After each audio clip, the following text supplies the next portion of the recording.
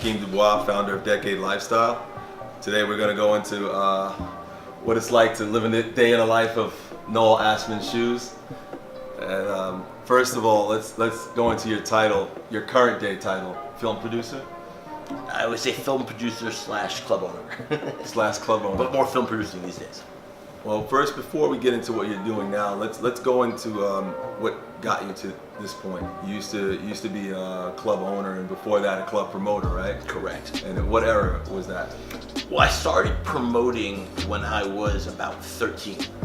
I grew up here, and then I moved to one of the smallest apartments ever made on 73rd and Columbus, which was basically a walk-in closet they converted into an apartment. But it was mine, so I was very happy.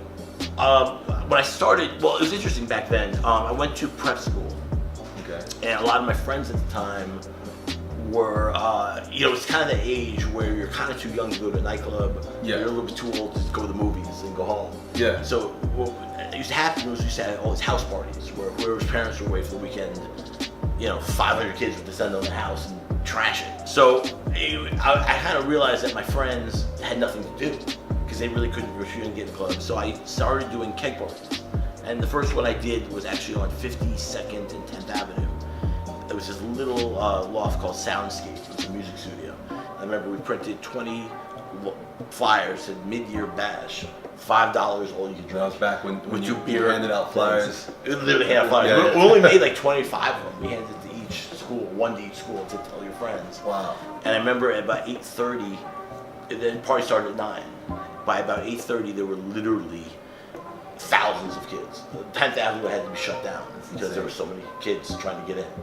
And I remember looking out the window and looking at one of the kids I was doing the party with, and I said, this is a good business. And that's kind of how I started. That was how I started. You became a businessman from early on. Yeah. I mean, I've had a job since I was 4. Wow. And what job was that? Well, in nursery school, all the kids draw. So you get crayons and you draw. Yeah. So what I would do, I'd take everyone's pictures, and I'd go out for the school, paste them up, and sell them for $1 each. So I actually was making like 60, 70 bucks a day.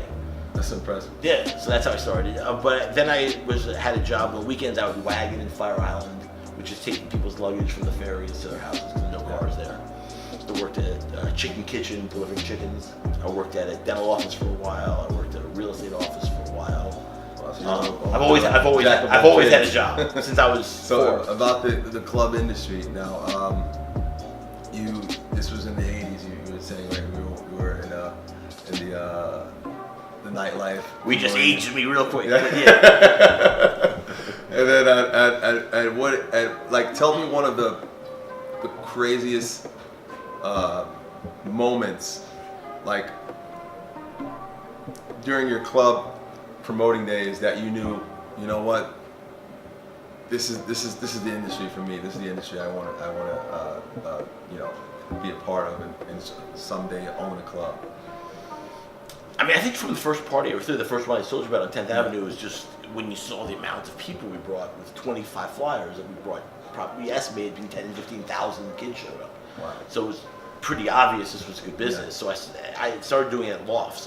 We'd rent lofts. We'd find some artists who were starving. Back then, Soho was like a slum. Yeah. So in Soho, we'd find artists who would rent us their place for $200 a night. Yeah. And I'd bring my football team I played football back then. My football team was the security. I would hire a DJ off like 1-800 hire a DJ. Yeah. And we would just throw a party, and we'd move them every week so we didn't get busted.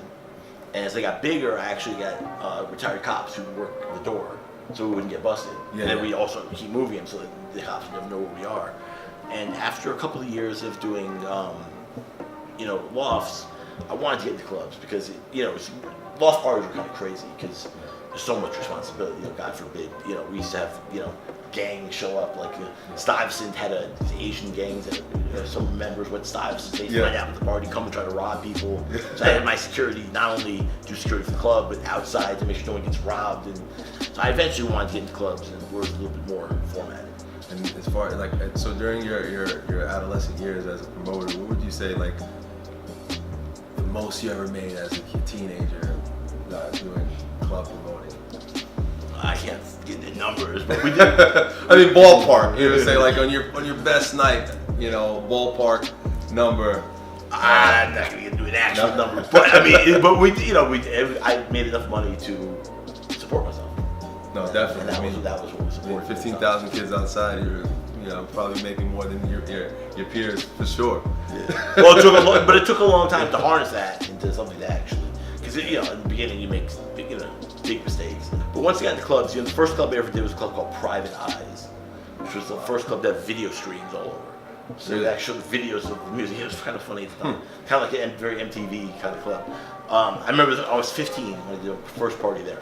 What'd you get the name Private Eyes? It was a club. No, it was existing. I didn't know it. I just threw a party. Okay. That was the first time I threw a party. What's the name of the first club that you ever owned? That was much later. The first club I owned was Veruca, which was when I was 27. This was in the 90s. You're aging me quick, but yeah, we opened Veruca in 1996. Wow. Who were some of the biggest celebrities you'd say that came to your club at that time? At Veruca, we had everybody. Michael Jordan, Wayne Gretzky, Steven Spielberg, Leonardo DiCaprio, Mark Wahlberg. The Yankees would come literally every other week when they were down. The entire team, out of 25 players, 20 of them would come 4 or 5 nights a week. So we had the whole team there. But a lot of people like Sarah Jessica Parker, Chris Noth, Matthew Broderick, Sean Penn used to come a lot. Robert De Niro used to come a lot. Al Pacino, Harvey Weinstein, we're embarrassed to talk about it now. He used to come all the time, actually. Lenny Kravitz, Kid Rock, Robert Plant, Jimmy Page. If you were famous at that time, almost everyone came. Madonna, Mariah Carey, Prince, Michael Jackson. Wow, you can just on and on and on. I mean, basically everybody. It was a good time in Hollywood and in music at the time. That's why I asked you the question. I know. I mean that was like the best time for arguably the best time for music and film in Hollywood. Well, an interesting thing with clubs back then too was that in the 70s was kind of the pinnacle of celebrities going to nightclubs. Yeah. Suzy 4 was really the club that got everybody. In the 80s, you still had some. You had like Nell's, were very heavily celebrity concentration. MK. So you still had a couple. Area, Palladium. You still had a couple clubs that got that. But in the 90s, it was really driven by promoters. There really weren't. You can't really name a club in the 90s that was hot. Yeah. I mean, Mars was kind of the last one in the late 80s. You had Tunnel, which reopened Undergation. You had Limelight, but those were very, very commercial. And back then I was promoter, so I wasn't complaining. We were doing great. You had kind of 5 or 6 promoters kind of controlled New York nightlife. And wherever we did the parties, where you went, whether it was, we did parties at Johnny Rockets to cheap clubs that we just throw parties. It didn't really matter where you were. It was who was throwing the party. Yeah. Exactly. But during this period of time, very few celebrities went out. It was a real kind of, from a more, I liked it because I was doing well, but for more of a history of New York nightlife, it was really a time that was one of the weakest. You didn't have a lot of interesting people who went out to nightclubs back then. And it really came back, Barry Bar opened, I think it was 94, 95, which was more of a restaurant. But that got some celebrities kind of back in the scene a little bit. Yeah. And then when Veruca and Moomba, which were 2 clubs that opened at that time, and were around the same time, that was when celebrities came back in force. That was when it was kind of like a resurgence. It was kind of like almost a mini version of Studio 54, you could call it. Where you had Studio 54, where you had 4,000 or 5,000 great people. Yeah. You did, that was before AIDS. That was before people knew cocaine was bad for you. That was when people would go out and just do drugs and have sex. And so obviously, you had a lot of people going out back then. That certainly didn't happen again. But on a very small level, like Veruca held 250 people, so on a very small level, I think you had a resurgence of that, where you go to Veruca on a random Wednesday night with no events going on. You always have at least 3 or 4 big celebrities, whether it be Nick Nolte or whether it be just always be somebody there. Yeah. It was just consistently because we kept it very, very private. And celebrities really can go there and not know they weren't going to have something negative, did something stupid that wasn't going to come out of the paper the next day. We were very careful to protect them all, and they knew it. And I think that's what really had real resurgence in the scene. Veruca and Moomba really brought that back in a way you hadn't seen celebrities go out like that for, before that, 5, 15 years.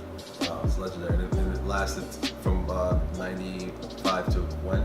It went from 96 to about 2005 when I opened Plum. That was pretty long. And then it did very. And the only reason we actually closed was because, unfortunately, Verk was in a very residential area.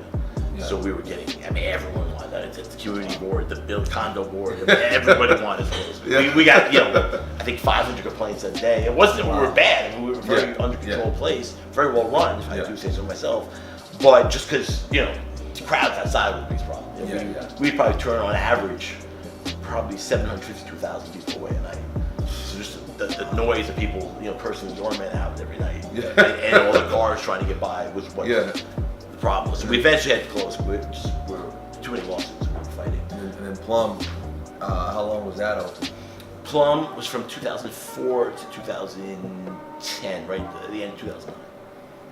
And then after that, you had Leonora, right? Then Leonora was from, I think, 2013 to 2015. Wow. 2016. And somewhere in between, you were creating, producing films. And what was your first, you would say, your first film that you produced? The first film I produced was a film called Speedway Junkie. Speedway Junkie. It was my old assistant, actually, had become Mark Wahlberg's assistant and worked with him for years, and called me and said, let's do a movie together. And I'm like, I'm a clubber. I'm doing a movie. What do I know about producing a movie? And he's like, listen, it's the same skills. It's attaching talent, and it's knowing what's hot and knowing what's good, and being able to cite a good script or a good space. Yes. Same basic principles apply. So I'm like, all right, I'll try it. That was my first one. Gus Van Zandt executive produced that one, and it had other cool people like Jesse Bradford, Daryl Hannah, Patsy Kensit, Tiffany Amethyst, and a bunch of. Did it go to theaters or went to It did. Went to theaters. Yeah. But got a release. So that was the first one I did. Then I did one called Atrocity Exhibition, which was kind of an art film. It was J.G. Ballard, who wrote Empire of the Sun, had written it. Oh, wow. So it was kind of like a cool artsy film. Then I did a movie called Never Again, which was a comedy that Eric Schaefer directed, with Jeffrey Tambor was in it, and Joe Clayburgh, the late Joe Clayburgh, who was great, and Bill Duke was in it. That was a cool movie. Then I did a movie called Mind the Gap, which was with Alan King's actually last movie he ever did. Really? Which actually, amazingly, the last scene he ever shot, I was in with him. The movie was kind of about Alan King plays a guy who's kind of knows he's going to die, and is going back to his old neighborhood. And his old neighborhood, he actually gets robbed. And I play a thug on the street playing dominoes. And so you acted in your own film? I actually went and I took a bat and chased the robbers away. And that was actually the last scene we shot, which he died right afterward. So that's actually the last scene he ever did. So I'm very honored to be in the scene. Wow. Amazing way to do it. So but basically between 1999 and 2015, I probably shot 6-7 movies. But every couple of years. I did a movie every couple of years, because when you have a nightclub, it's like having a baby. You just can't be away from it too long. What do you say the most memorable experience or your favorite project that you've done? I'd probably say some of the ones that I'm doing now. I liked Never Again was a really good one. I really enjoyed that. That was a comedy with Joe Clayburgh and Jeffrey Tambor and Bill Duke, which I enjoyed. It was funny. It was interesting to make. We shot actually live at Veruca, which was interesting too. So I enjoyed that movie a lot. But I think now I kind of do two kind of movies. I do some bigger ones like the Gotti movie and let's get into the Gotti. Let's get into a little bit about the John Gotti movie. Sure. Which is America's villain that everyone loved and hated at the same time. You know what I mean? So let's go into John Gotti. Like how did that come about?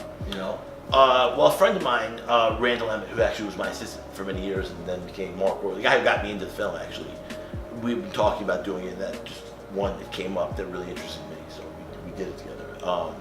It's growing. I think Gotti's a fascinating character in the sense that he's, he's really got to be at least the second most famous gangster probably ever. I mean, after Al Capone of our time, probably certainly our time. Teflon Don. You have Al Capone, you have Meyer Lansky, I guess Bugsy Siegel, who were also very famous. But of our generation, certainly there's no one even close. There's no one even close to. He was just such a that people admire, which is like Yeah. crazy to, you know,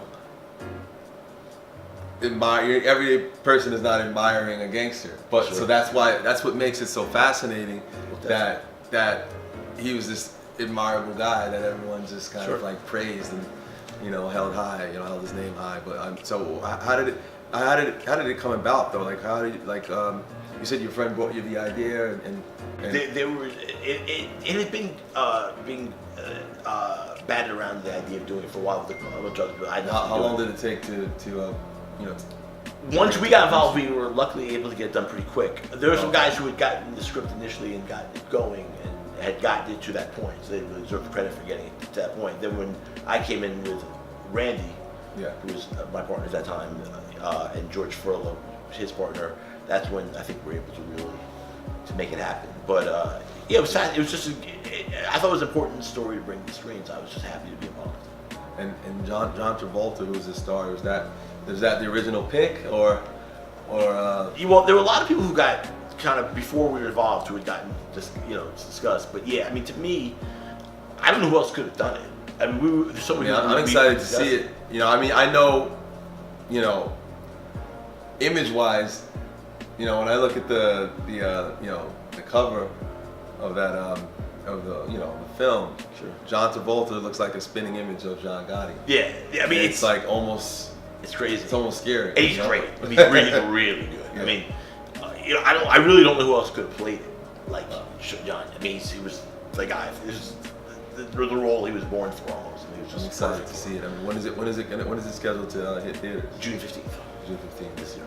And you're gonna have a premiere party in New York and LA, or Yeah, both? there'll be one in New York for Sure, sure. in New York for sure. So you're bringing the old Noel Ashman out. You know where you're gonna have it at, or you're not really I sure? do. I can't say though. You can't say. I can't say yet. It's different with the big movies that I do, like with Randy, because there are a lot of producers. I'm one of many. Yeah. So it's certainly not just me. There's a lot of people who brought it together. What's interesting with some of the smaller movies I do is I have a lot of controls. Really, me and one other guy who has all the control of every detail of the movie. Yeah. So it's fascinating for me to do both. To do some really big ones where you can learn from some of the greats, Yeah. like John Travolta, like Bruce Willis is another one of mine called Reprisal that I was executive producer on. Backtrace, which is Sylvester Stallone, which I'm executive producer on. I got When is that coming out? Those will be later in the year. Okay. But I've been lucky just to be involved in some of these projects because my other partner brought me into them, and it's amazing to kind of to see and to learn. But it's also great doing some of the ones I do kind of from scratch, where I have the ideas and I could really put it together. And so it's great right now because I'm doing both, some very big ones and some very New York-centric indies, which are also very important to me because I love New York. I've been asked to move to LA a million times. It's just not something I'll do. I love New York, so I love having doing some movies from a very New York perspective. I think it's important. Woody Allen, of course, did it, but I think you need more of that. And so, I mean, it's not done a lot today. Yeah. Anymore. What brings me to your other project, one of your other projects, where you have one of the stars from Bronx Tale. Right. Involved. You want to get into a little bit about that? Sure. Well, Wasted Talent. It's called Wasted Talent. It's basically on a broad stroke. It's kind of about fame and what the underside of Hollywood. How fame seems so glamorous and so easy and so great. Oh, you become famous, everything works out. And the reality of Hollywood is it doesn't work out for a lot of people. And even the ones it does work out for, behind the scenes, it doesn't always work out quite the way you think it is. So I want to do a movie that kind of, a documentary, this is actually not scripted, that kind of shows that. And we use the example of Lilo Brancato, who's, the perfect example. Someone who was, he was found on the Jones Beach, swimming. And they asked him, you look like De Niro, can you do a De Niro impersonation? He did a De Niro impersonation, got the role, which is, that's 1 in a billion. That's like getting struck by lightning. Yeah. Unusual. And then he became an instant star. It's one of the most famous movies of all time, being The Bronx Tale. De Niro's directorial Such debut. a classic. Yeah, I mean, you can't beat that. So he was immediately branded the next De Niro, the next big guy in Hollywood. Yeah. And he did some very big movies that followed up, like Renaissance Man with Mark Wahlberg and with Danny DeVito, Penny Marshall directed. He did whatchamacallit, he did Enemy of the State. He had the cameo in the Will Smith movie. Crimson Tide with Denzel Washington, Gene Hackman. He had a big part where he saved the world in it. He made all these huge things, and then eventually he got to Sopranos and became he was a big star. But behind the scenes, being an actor's hard. Being friends with a lot of actors, growing up, I realized that you do a movie and you're doing nothing but that movie for 4 months. Yeah. But people don't realize when the movie ends, it might be another year to get your next job. Yeah. Or certainly even if you're the most in-demand actor in Hollywood, still could be a month or two. Yeah. So then what do you do with your time? Yeah. And it's very easy to start going out every night and start staying out till 6 in the morning, and then you do some drugs. You start drinking, and then you do drugs, kind of to keep you up. And it's very easy to slip into a very dark place. Sure. And Lilo's the perfect example of it. Someone who had everything and just did drugs and messed his whole life up and became an addict. And became, it got to the point where he's, his movie star. I remember we went to Atlantic City. This is when I knew how bad it was. I'd seen Lilo doing drugs. I talked to him privately a bunch of times, but I remember we went to Atlantic City once, and we were gambling, having a fun time. And every 5 minutes, he had to go away. And at first, I was like, "Are you doing the bathroom or are you diarrhea? What's going on?" But eventually, I realized something's really off. And so I was like, "Dude," he's like, "What are you doing?" He's like, I'm just a little messed up. And what he was doing was going to get into crack in our room and coming back and forth. Wow. And it was just devastating for me. I'm like, this is my friend I've known all this time, and he's, and I remember another time we were talking about, he had talked to Chaz Palminteri about actually doing a film that was loosely based, not about my life exactly, but loosely based on my life, about a kid who got kicked out of his house and became a promoter, and he kind of then went on to be a club owner. Kind of the story of me, but just, and Chaz wanted to write it, so it was like, come to my house, I want to go over the story line. So me and Lilo were going up there. I remember I was driving, and Lilo started smoking crack in the car. And it was like, I never smelled crack before. It was like this worst smell of my fucking life. I thought I was about to die. I had to pull over just to throw up. And I'm like, dude, what are you doing? You're going to a huge meeting right now. Yeah. Like, you're smoking crack. Like, are you crazy? And then, that was when we got really, really, we had some very tough conversations. But, drugs are kind of thing. No one quits until they're ready. There's nothing you could do to make someone else quit. Yeah. And I tried everything, but he just wouldn't. And then I remember the day that it happened, I was actually out with a bunch of the Yankees. We were actually eating dinner at Nobu. And I remember Lilo was supposed to come meet us for dinner. And he called me and said, I can't make it to dinner, but I'm going to come meet you at Plum, which was my club back then, later. Yeah. So I'm like, okay, cool. And he never showed up. And it was weird, because as messed up as Lilo was, he did always show up when he said he would. Strangely, I don't know why, but he could be on crack and everything he's doing. But if he said he'd be somewhere, he actually would come. So it was strange he didn't. So I remember I went home, and I kind of got, wind down, had something to eat, kind of going to sleep, kind of fading off. And as I'm drifting off, I hear this big bang on my door. I'm like, what the hell is that? So I kind of like half asleep, go to the door, open the thing, and I see like 8 cops with guns drawn. Saying, open the door right now. I'm like, what I do? Like, open the door right now. I'm like, okay. And they basically, threw me on the ground and roughed me up a bit, and like it showed me a picture of a guy. I said, do you know this guy? And I looked at the picture, and it was the other guy who was there that night with Lilo. I was like, no, I've never met him. Like, don't lie to me. They were really in my face. I was like, Jesus. And then they showed me another picture. This guy, which was Lilo. Yeah. I'm like, yeah. And like, where were you last night? And I realized I was the last phone number in his phone. He called me and said he couldn't come to dinner. Meet me later. Yeah. So they obviously wanted to know if I was there. Yeah, exactly. Yeah. And it was just, I mean, they were out of line, but I understood because if I was a cop and one of my fellow workers had gotten shot and killed, I guess I would react the same way. But and that's how I found out what happened. And I got the paper and the big story. I was just, I always knew Lilo would hurt himself or die, really, if he didn't stop. But I never thought he'd be involved in something or hurt somebody else. That was shocking to me and very upsetting. Yeah. That documentary is it out yet? No, it'll be out in the next few months. We're just selling it right now, but it's called Wasted Talent, It basically documents his time and what happened to him, and it also talks a lot of other actors and stuff. And you know, we have Rita Cosby, the journalist, and Asia Benza, who used to write for the Daily News, in it. They give their perspectives from the journalist perspective. We have like Billy McNamara, who went to similar to Lilo, nothing anywhere near as bad, but he was also, if you remember, he was in Copycats, the Sigourney Weaver movie, and he was in the movie Jodie Foster, Stealing Home. He, you know, another big movie star who did a lot of drugs and then hurt his career. So he's in it, which is really interesting. So we have a lot of interesting interviews that talk about both Lilo and talk about just Hollywood in general and why it's so easy to fall into that. So I think it's an interesting documentary that really talks about a really interesting topic, and I thought it was a really important film to make.